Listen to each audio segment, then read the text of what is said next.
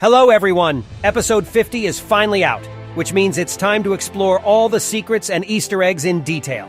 Titan Cameraman is back with a huge upgrade, but I assure you, you didn't notice all of his improvements. Why did all the TV mans disappear, and how did the Skibidi toilets know where the cameraman base was?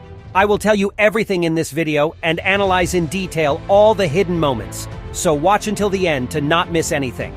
Let's go! So the episode starts in the lab that we saw in the previous episodes. We hear a siren sound and a red glow. Fun fact, there's a 2-eye retinal reader in the corridor. Meanwhile, mostly inside the complex are only cameramen who have a camera lens instead of eyes. Let's turn our attention to what's going on around us. On the right, Speakerman is putting strange bolons on the body of a cameraman. Maybe it's extra protection, or maybe it's explosives, and they want to use him as bait for Skibidi and then blow him up. On the left, the scientist is giving another cameraman a device. I really didn't get a good look at whether he's holding it in his hand or if it's an extension of his hand. You'll see what I'm talking about from here. The guys sitting near the exit look very sad, and as we walk outside, we realize what's up. A huge mob of upgraded Skibidi toilets are making their way inside the lab. The description of this episode doesn't include a map, which means Defuk probably made it himself. Just before the gate, there's a car with an anti-parasite cannon. We saw that in episode 39, the cameramen tried to free Titan Speakerman from the parasite with it, but they failed. There's also another one of these machines a little farther away, and on the roof is a similar weapon firing a blue beam. Perhaps it's a defensive cannon, or they all deal damage to any Skibidi toilet. But we remember that in episode 38, G-Man Toilet took a shot from such a cannon on himself and was unharmed. In any case, the Alliance is going to free the Titan Speakerman from the Skibidi parasite. Notice that as we exit, we see a huge protective structure made of metal pins fall down, and an explosion follows. The Skibidi toilets make their way to the entrance of the lab. We see a scientist pointing the way to the others. A big cameraman carrying a wounded comrade with something sticking out of his chest. Another cameraman running to the right with a severed arm. Apparently outside the gate there was clearly a battle going on between the Alliance and the Skibidi. Strange that the scientist was furthest away. I didn't think they were going out to fight the toilets, though we've seen in past episodes that the scientists were near the battles. He's clearly not recommending us to run forward by the look of his gesture. But the one I didn't expect to see in this episode is Plunger Cameraman. He heroically walks towards the Skibidi monsters while everyone else is running away. This moment made me admire this character. I thought the dead cameraman in last episode was Plunger Cameraman, but he wasn't. Apparently there are many of them with a black camera. Maybe they're improved or more skilled, but Plunger Cameraman is one, and he survived. Why isn't he afraid to go up against the Skibidi toilets, who are much bigger and stronger than he is? Perhaps he's just very strong mentally, or he has a secret ability we haven't seen yet. Either way, he still hasn't fought the toilets in this episode. Here we see the remnants of a defense wall, the exact same one that was broken by the Skibidi a little earlier. This tower is a regular structure from Half-Life, and the sign on it is the City 17 logo. This is not a reference, but only tells us that the creator made this map himself using parts from Half-Life. Let's take a closer look at Skibidi monsters. On the right is a Skibidi Strider. We saw a similar one in episode 47, but it had 4 laser cannons. The new Strider has 2 rocket launchers. In the distance, there are 2 Skibidi Spiders with a machine gun on the bottom. This is the one that Titan Cameraman crushed with his fist on his first appearance. Here you can see 2 upgraded toilets.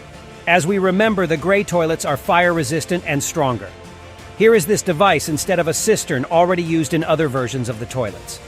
What it's for is not clear yet, but you can't flush this toilet. Well, and in the center we see a huge fire-breathing Skibidi toilet. His eye protection looks like a panel welded to his head. Apparently, the toilet scientist is not sparing the rest of them, and is making more and more insane inventions to win. What is interesting is if Skibidi has other scientists working on creating these monsters. In early episodes, we saw one of Skibidi's hangars with several toilets and a Skibidi cat. But back to the main monster. It is completely made of metal and rides on wheels. The design is similar to the R2-D2 from Star Wars. Before he spews flames from his mouth, we see 3 large cameramen and a regular one running away from the attack. But they are not lucky. They are trapped in a wall of flame. On the right, Toilet breaks one of the defense towers with a spinning weapon. We saw the same one at the vacuum toilet, and remember how hard it hit the Titan TV man. During the explosion, you can see the broken fence that lies a little further away. The flying SWAT toilets are also armed with grenade launchers. But it looks like each of them can only fire once, because then they have to go back and reload. Just like the machine gun on the bottom, the grenade launcher makes them vulnerable, because such creations can't stand and drive on the ground. They appear to be disposable. That said, it's not like the huge Skibidi Titan helicopter from episode 49, because that one was much bigger. But in episode 44 we saw similar toilets, but they had machine guns on the sides. Maybe they've been upgraded now. We see the defense tower closest to us start to fall before the shot is fired. And in the beginning, we saw one of the cameramen running on it. Looks like the poor guy's in trouble. The beam from the defense cannon blows up the SWAT toilet because it hits the rocket in the grenade launcher and it explodes. Cameraman, who is running in the distance, managed to escape. Note that the R2D2 toilet has small wheels. This is the second wheeled toilet we've ever seen before. But the event we've all been waiting for is happening. The Titan that hasn't shown up since episode 23 is finally appearing. He really hasn't been improved for nothing for so long. Notice the faces of the Skibidi spiders when they see him. It's even funnier when you remember that Titan destroyed exactly the spider toilets. Let's take a look at Titan's improvements. First of all, he now has a hammer, which is also improved by Jetpack's turbine. A similar turbine was on Titan TV Man's back, but this one has a blue flame. It's needed to boost hits by the huge hammer. On his left arm, we see an interesting cannon. First, it puts out a glow similar to that of Cameraman's core, after which it blasts anyone in its path. As we remember earlier, when Titan defeated Triple Toilet, the effects of the core only caused Skibidi's face to smoke a little. You can see how much Titan's equipment has improved. Incidentally, right where the cannon is now, the engineer cameraman was doing something with a welding machine in episode 23. Also, in addition to the jetpack, Titan now has folding wings. Now he can fly farther and maneuver better. Notice how one of the toilets has turned its neck fully, looking at the incoming cameraman. There's also a sort of camera lens on top of the hammer. Why it's needed is not yet clear. You can also see that Toilet has two spinning blades, and he wants to chop Titan with them. This Skibidi is well prepared, by the way, because he dodges the first blow of the hammer. But the second blow destroys him to pieces, and we see flying shards of toilet bowl. By the way, when Titan lands, it may seem that he has destroyed the gray toilet and the fire-breathing monster, because there are two explosions. But as you can see, R2D2 only flipped over and is now trying to get up and burn the cameraman, and we see a major improvement. Titan's core is now incredibly strong. Cameraman burns the strongest toilet in this episode with blue flames. The surprises don't end there, but first I want to point out that Titan has some sort of machine guns and cannons on top. Maybe it's needed to fly better, but for some reason it looks more like a weapon. Notice that Titan doesn't react to the lasers or the explosion of the rocket. It looks like his body has been enhanced with heavy armor. Now for the most interesting improvement.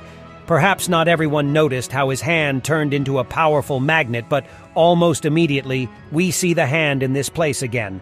But I'll show you. Notice right here how the magnet appears in the place of the glove. Also, when Titan has already pulled the flying toilet to himself, the hand grows back in its place.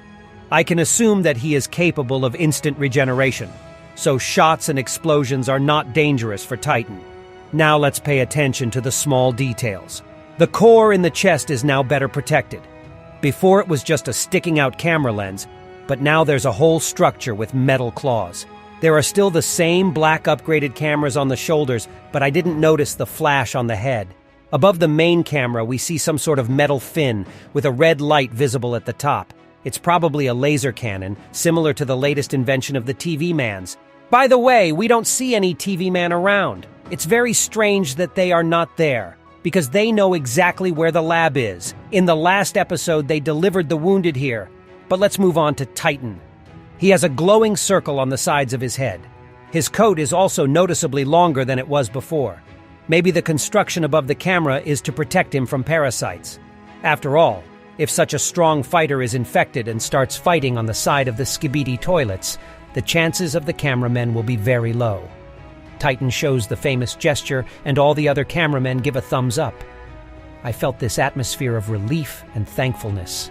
The cameraman almost had no chance, but after all this time, help had finally arrived. This is exactly what was talked about at the beginning of the season. Note that the speakermen don't give a thumbs up. Their usual reaction is to dance, but right now they're still not dancing. Maybe they're sad because their Titan is still infected and can't fight, or maybe they're just in shock at what they've seen. I was shocked to see everything that was going on in this episode. We also see that it's not just a lab, but a huge complex that is many floors high. It may have many sections where they assemble and improve the cameramen and speakermen. But where are the TV men? I still don't trust these guys, as they've already abandoned the other Alliance members in a difficult time. Maybe they just didn't know about the attack on the base in time. Maybe they have another base or are in a separate building. We have yet to find that out. What became of the plunger cameraman who so desperately went into battle alone?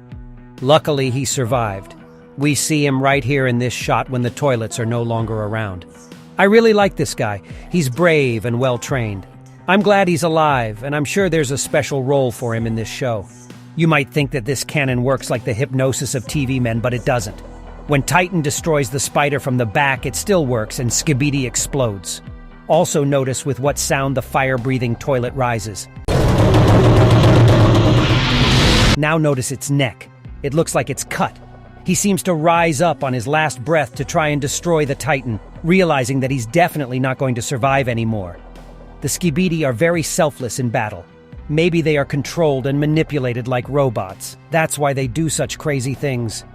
I've also noticed that most of the toilet Skibidi go into battle without eye protection. Maybe this is all happening in a very distant location where the TV men never showed up. The war seems to be going global and being fought over a very large area. While Titan was setting the monster on fire with the flames from his core, we see a strange shape on his barrel. It's like another Skibidi toilet is sitting there controlling him. Yes, it sounds weird because to control these monsters you just need to be safe and use electronics, but then it's unclear to me what it is. If you have any guesses, write in the comments. When SWAT Toilet flies away at the end, we see that his grenade launchers are unloaded and he's become useless. Apparently they really are disposable. By the way, I suspect that the toilets from episode 23 did not survive, because otherwise the Skibidi would have found the cameramen base sooner and tried to attack Titan and the scientists.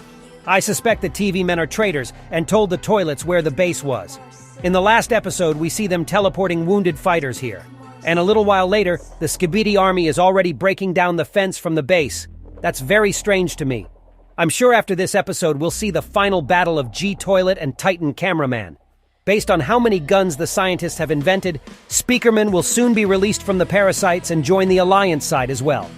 It's scary to think what other inventions of the Skibidi scientist we'll see. Also, I'm expecting a specific plunger cameraman storyline in the next episodes. He really deserves it. And that was me, Iso Toilette. See ya.